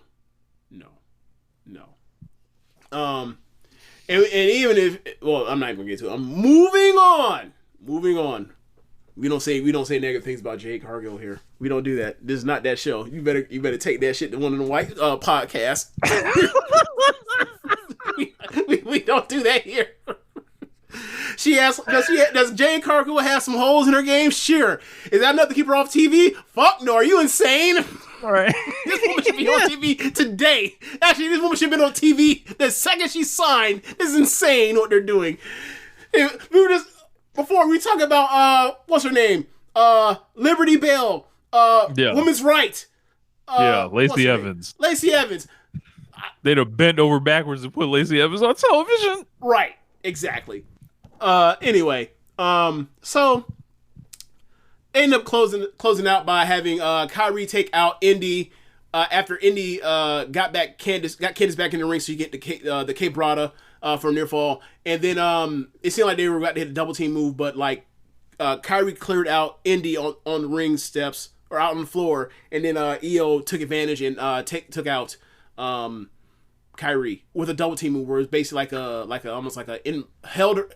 Asuka held her up so Kyrie hit the elbow and Kyrie got the pin. Match was good when Candice in. Io wasn't. Or sorry, when Indy was in, it was not. So after that, the local star didn't get pinned, so they did the standing ovation for the loser thing, even though she didn't get pinned, and it's like, yeah, well, they protecting Indy. Candice got to be the person to do the jobs. We'll see. Let's check back in 3 years. Let's check back in 3 years to see who lasts and who doesn't. Anyway, so you get to the main card, opens up with the women's Elimination Chamber match. Starts with Becky Lynch and Naomi, and Naomi did a few things in here that didn't look good. Like, she tried to do, how she does the in the corner thing where she grabs you between like her legs and she kind of like almost like forces you knee like face first to the turnbuckle. She did that with the cage, but like Becky / her didn't want no parts of the chain link at all. So like the camera's right on Becky's face and her knees, and like it's not even close.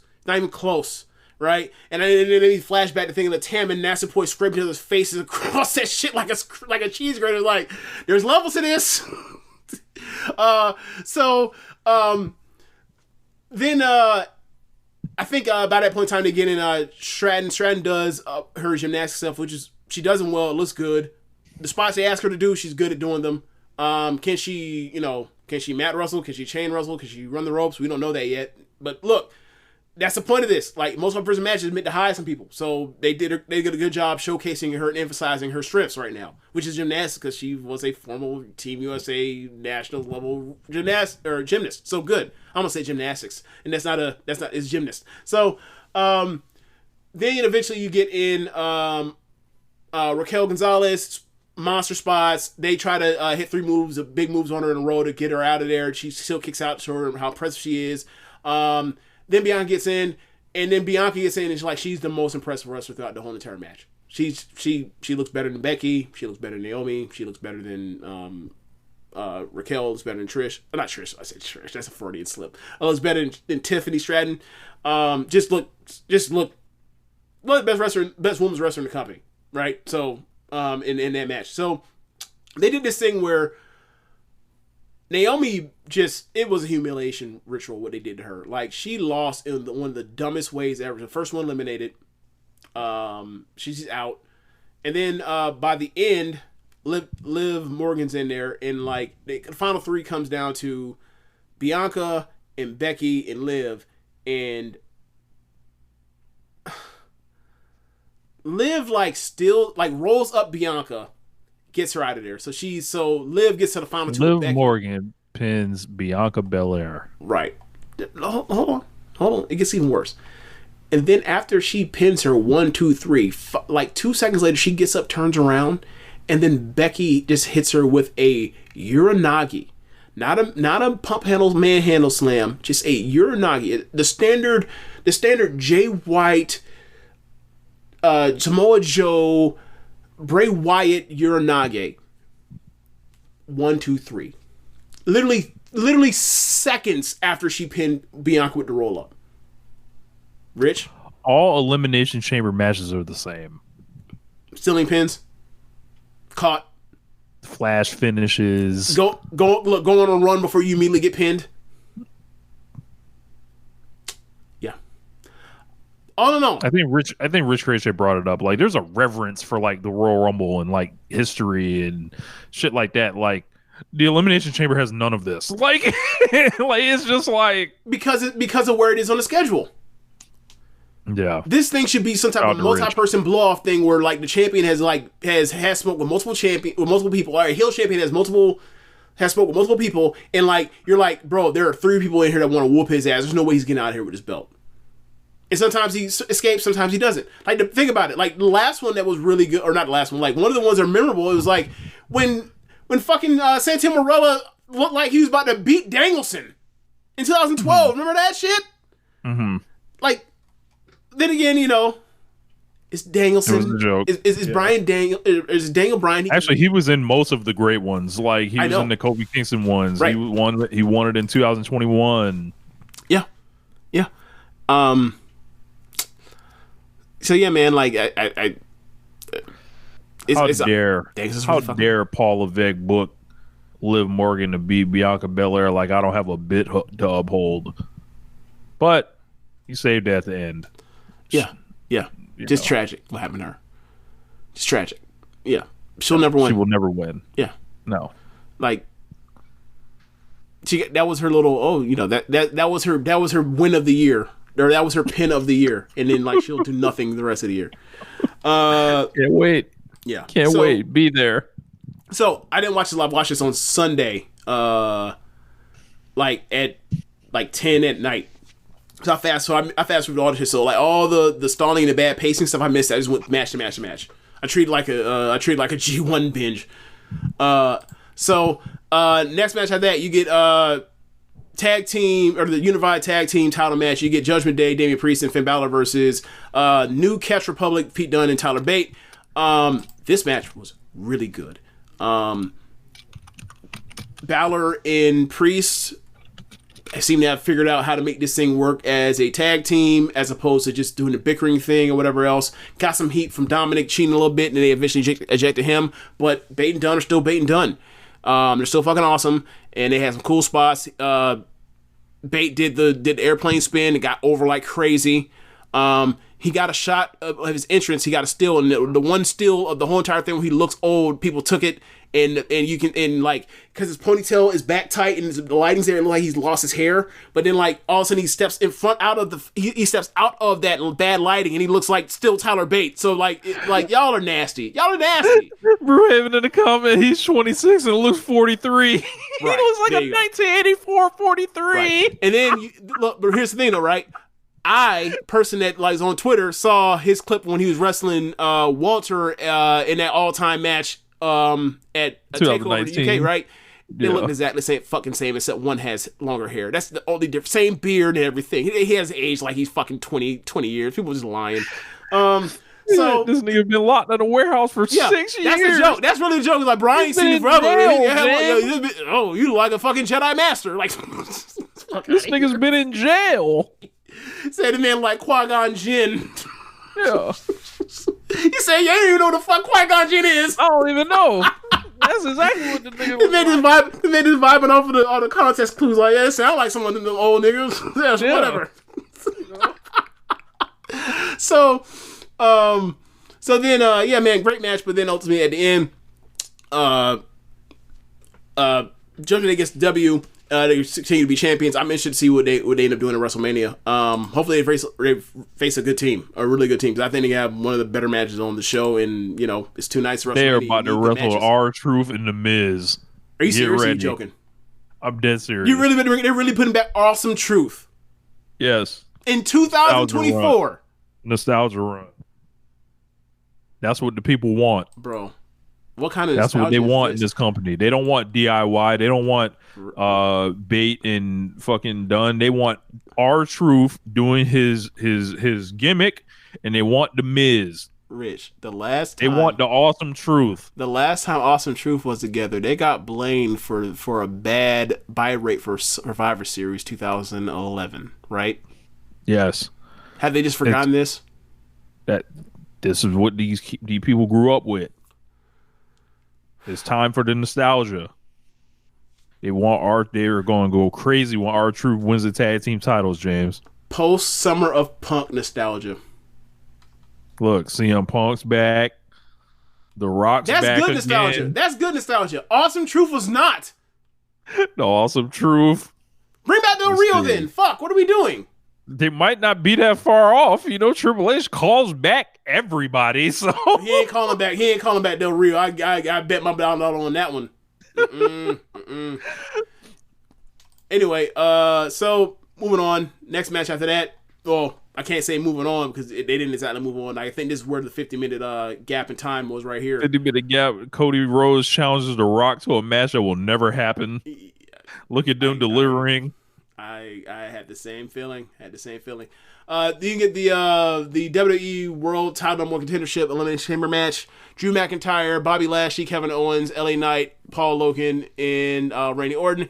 This match was fun at times, especially like the interplay between like Kevin Owens wants to kill Logan Paul, and Logan Paul thinks it's a fucking game, and then like Kevin Owens like gets lost in the fray in the middle of the match, and then, like as like bring back the Nexus. Wow. So as Barrett's on commentary. So well, they can't bring back the full Nexus, RP Bray Wyatt. So okay, so in the midst of all the the chambers where you don't know who's gonna come out next, right? Like you get all of a sudden Kevin Owens kind of like dies off the side in the middle of action. So you're like, I don't know where he is. I've kind of lost track of him. Is he sleeping in the corner or whatever else? So then they go back and forth and back and forth and back and forth. Like, oh, it's Logan Paul's time to open his chamber, right? And all of a sudden they cut to this chamber about to open, and then behind him, almost like the Keith Lee, like rising up from like Godzilla out of the water. Like you see Kevin Owens right behind him. He's like, and then he's like, try to keep the shit closed. Nope, open that shit up. You start putting them dummies on him, whooping his ass from pillar to post. So that was super fun. And then like Bobby Lashley was out here throwing people through the pod glass, and he ended up spearing somebody through the pod glass. I think it was Logan Paul as well. It was really fun. Randy Orton came in and immediately like did this spot where like he's selling his back injury, the back surgery he had. They took him out for almost a year and a half, and like everything he's doing, he's old man son like Christian would, not Christian, but Edge would, right? But like it's better, and because like there's more people around. Like, you don't have to focus on him as much. So, like, he's basically like doing a spot here and there and then, like, selling the bump on his back and, like, being injured. It was really, really well done. So then they get to the part where, like, Logan Paul, it's the final three. It's Logan Paul, Orton, and McIntyre. And Logan Paul just eliminated, I think, Kevin Owens. And he starts celebrating and started doing his pose. And they zoom in close on him. And all of a sudden, Randy Orton does a fucking RKO out of nowhere on that man and pins him and gets him out of there. So, you get Drew McIntyre and Randy Orton to go face to face, talking about obviously their feud for 2020, and how mad they were and how much they screw each other over, and they start fighting a little bit, and then all of a sudden like Orton like sets up for the RKO on McIntyre, and then Logan Paul did not vacate the chamber. He did the pose with those brass knuckles. He just got back up and just punched Randy Orton from eliminating him, and then McIntyre just rolled him up and pinned him. So. That obviously sets up like what is going to happen with Logan Paul. Is he going to face Kevin Owens, or is he going to face Randy Orton, or is he going to survive because like both of them are going to be in the match and like both of them are going to screw each other because they're trying to both get their hands on Logan Paul. Either way, any of these three scenarios work out for me because I think all three of them are fun. To like somebody beating up Logan Paul is fun. So then McIntyre obviously he celebrates. He busts a nut and fireworks shoot out for 36 seconds. It's an all-time meme. Pray for it and it happen. Yeah. He said like I only got a portion of Cody's pyro budget. Like I really enjoyed this what McIntyre has been doing ever since like CM Punk came back. Like is this time to talk about what we were talking about off air? So I'm just taking the air out of all this shit and just make fun of it Drew McIntyre just airs all our grievances. Yes. Yes, he is. Yes, he is a sounding board right now. He is basically like he is all of us saying like, hey man, this shit lame. Yeah, he's just diabolical hater right now. It's great. It's awesome. Like we need more diabolical haters in pro wrestling. Like Adam Page right now is an amazing diabolical hater. Right now we have Drew McIntyre over here, and like they're fun. They're fun. It's not like they're trying to obviously like we boo them because at the time when they're trying for them to be booed, but like we enjoy what they're doing. Like there's a happy medium. You don't have to be like the person that is a heel and then doesn't do anything at all and says like the way to be a heel is to be like to have bad matches. Like that's not how that works. That's not. I don't want to see that. Like be an absolute dick and like still have good matches. Right. So yeah, McIntyre, Seth Rollins, I'm here for it. It'll be fun. And like, you know, there's a great chance that McIntyre gets his W because you can just roll him over into being champion and then wait for Punk to come back. And then you can get back to Seth Rollins whenever. But Seth Rollins is not a priority right now. He damn sure don't feel like it. Drew should be on top of this fucking company. But we'll see. Look, man, we were talking about this off air, but like he's I said to you, like, he's fucking fuck around to get hot again. And you were like, he already is. I was like, yeah, man. Like, yeah. When you let someone be like, he's having a blast. He looks like he's having so much fun compared to everyone else in his company. Not to say that people aren't, but like, he looks like he's having more fun than anyone right now. Like, you know what it is? It's like he has not signed a new deal yet, regardless of like what rando weird WWE Twitter account like that claims they have sources is saying. No one real has actually reported that. So you know what it is? I have no like he's the pretty girl at the dance right now.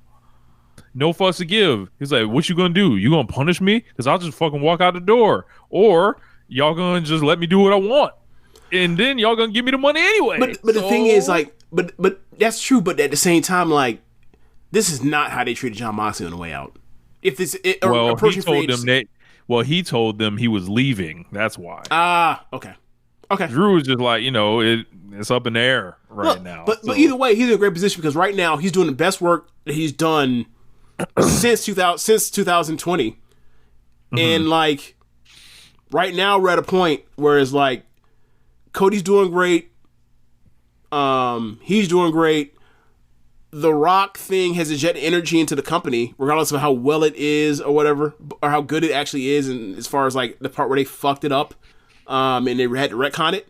But like right now, he's taking advantage of him approaching free agency.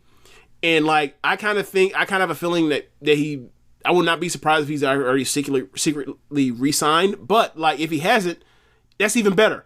Because he gets to flex leverage now, and then like if he like they put a bet on him, he's the champion. If he loses, then great, they got him hot, and then they beat him, but they did show proof of concept like we know what to do with you now if you want to resign. And also he has an opportunity where like, look, bro, I was airing all these WWE stars out for months on their television. Give me $3 million a year, Tony Khan, and I will come to AEW and he'll be over like a star because he was shitting on people on WWE air, and he goes to AEW. Like he has set himself up perfectly for either a big money re-signing or to get the money from AEW. Either one, he's gonna be, you know, he has done a really good job in these last 2 months. Really good job. Yeah. I'm happy for him because, you know, we both. That guy's fucking awesome. My God. So whatever. Yeah, man. Hell, I mean, if you look at it, like he's already wrestled pretty much everyone there is to wrestle, except for maybe CM Punk in WWE. And then you look at that Murderers Row they got in AEW. Hey, man, Danielson. Come on down. I'm sorry, Danielson Galloway. Come on down. Omega Galloway. Okada Galloway. Ospreay Galloway. Moxley Galloway, Swerve Galloway, Kingston Galloway. I can keep going. Yeah, for minutes. Takeshita Galloway. Right. Cope and Christian versus Galloway. I don't think we got those in WWE. Penta and Galloway. Yeah. Bring them all down. Hell, Wardlow. Wardlow and Galloway. I was just about to say it. Yep. Joe Galloway. Yeah. Yeah, man. It would be cool. I ain't gonna front, but either way, like regardless of whatever situation, he has basically rebirthed him. He has revitalized his career for another run. Yep. In WWE or elsewhere. Good for him. He's one of the top talents in America. They're wrestling in America. And I'm happy for him. So, yeah. Then we get to the main evento. The WWE Women's World Title. Rhea Ripley versus Nia Jax. In what has to be the best singles match of Nia Jax's career. This was a standard WWE pay-per-view main event. Now, Nia in the first minute fucked up a flip bump for a Hurricanrana. After that, she was fine. But the main thing is, this was Rhea in Australia being a powerhouse, wrestling a bigger... This Hogan Andre is another Hogan Andre type of thing. This was better than Hogan Andre, but you get my point. They did announce table spots. Like it was fun. It was actually a decent match. An overwhelming success in my eyes. My expectation for it is like this shit gonna be one of the worst matches of the year. Is Nia, and they put her in a spot she has no business being in. This match ended up actually being something approaching 3 stars. So, shout out to them.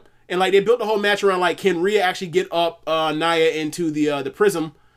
And then eventually she did. That's why I said Hogan Andre psychology, the body slam.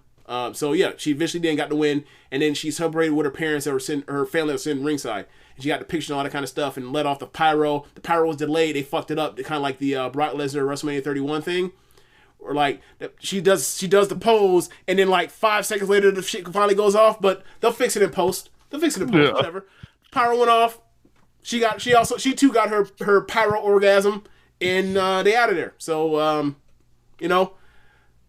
They whipped up the right marks to a frenzy. The crowd was incredible. They even when they had them cool down for almost a whole fucking hour for no reason. Amazing. But hey, I didn't watch it live. I had to fast forward through all that stuff. So my experience is much better on review watching it than watching it live and have to sit through all that. So hey, here's my recommendation for all of you. I think I've said this for over a year now because I did this at WrestleMania Night 2. I started WrestleMania Night 2 an hour late, and then I caught up by the time they got to Roman's entrance. Yeah, bro, because I remember when I was watching the show, I knew when that Edge match ended, it was like 10:25. I was like, bro, they're not going to get in the ring until 11 o'clock. Like, and I was like, between all the ads and I knew the entrances were going to take forever. Mm-hmm. I was like, yeah, bro. And then, like, they didn't even, like, I don't think I think the bell rang, like, after 11 or some shit. I was like, that was like 35 minutes. Like, right. The fuck? Right. Like, yeah, I had to learn my lesson from night 1. Like, any of y'all that watch WWE or whatever that want to, I suggest don't watch it live. Like, tune in right when it starts. Like, wait an hour. Fast forward through all the bullshit, the ads, the backstage nonsense that doesn't factor into actually what's happening in the ring or any storytelling things, and then you'll be able to just zoom right through all that stuff. And you have more pleasant experience. But but I have nothing for you if you want to watch all 4 hours of that shit. I have nothing for you. That's your fault. You know it has been going on for over a year. You have nobody to blame but yourself. Like, if you want to shit on it for still doing that, go ahead. But I'm not gonna be like, I'm not want to hear about the suffering part about it. I'm gonna be like this. I'm just gonna be like the fundamental part of that's stupid. I'm with you. But once you talk about you suffering, hey man, learn a lesson. James has warned you now for over a year, or for about a year now. Yeah, man. So yeah, I think we reviewed AEW Revolution. Kind of talked about Sting's career, what he meant to us. We shat on New Japan's post Okada run in the immediate future, and we talked about this chamber and talked about the goofiness of it, because the normal WWE always comes with goofiness, even when they're hot. So, is there anything else we missing? Nah, I don't think so. It just became March 1st. Oh wow. So got to pay my rent. Is it time to go on Twitter to see what to get in the women's business and see what they got to say about our stinking asses not handling our contributions to the household? I mean, I don't know. All I know is Black History Month over, so it's Women's History Month now. Oh, okay. Yeah, it's March. No, like let's celebrate. You know the theory, that ongoing theory, like on social media, around the end of a month, beginning of a month, you start seeing like these tweets from women talking about what men aren't contributing to the table as far as bills or whatever else, and it's like, oh, you have somebody that was supposed to pay for you. Or you thought was going to pay for you, and then it's not. And like, look, I feel sorry for your situation, but you probably should have been in a better situation. And they be putting them dudes on blast. But the part is they don't be naming names, which means like, y'all, it is make believe. It's fan fiction. I don't know about make believe fan fiction. This person might be in free agency. These people might be in free agency. They're trying to get shows. Yeah. Unofficial. Take some official, unofficial visits. Ain't no wrong with that. Amazing. Yeah. Anyway, so you think it's time to wrap it up? So I mean, okay. One of these, the WWE 2K rating segment, we'll probably be back with that next week because we won't have. Obviously, we're not going to review Dynamite next week, so we'll have the Revolution review and the Dynamite, or we'll have the 2K rating segment. I'm going to Dynamite on Wednesday in person, and then I'm going out of town next week, and I fly back home Monday night. I'm going to land. I don't think we'll be back the following Monday. We'll probably be back Tuesday. Okay. Well, just let me know, because if I need to do solo, I'll do solo, but it's up to you. Yeah. Cool, man. All right. But we can get about this hole. All right. Thanks for listening, y'all. Be sure to rate us whatever app you're using to listen to this with. If you are watching the stream, go to our podcast and go to our show notes, and you can go to the red circle link and donate there. And be sure to listen to other shows on the network. Besides One Nation Radio, you have Keepin It Strong Style, WWE Adventure, All Things Elite, the Trish and Sarah Wrestling Podcast, Tunnel Talk, and Wrestling Things with Chris. Am I missing one, or did I get all of them right there? I think that's them. I think I got all of them. Yeah. I think I got all of them. Yeah. Finally knocked out the park. Finally. Next week I'll fuck it up, but finally got out the park. Knocked out the park. So, thanks for listening, y'all. Later. Peace.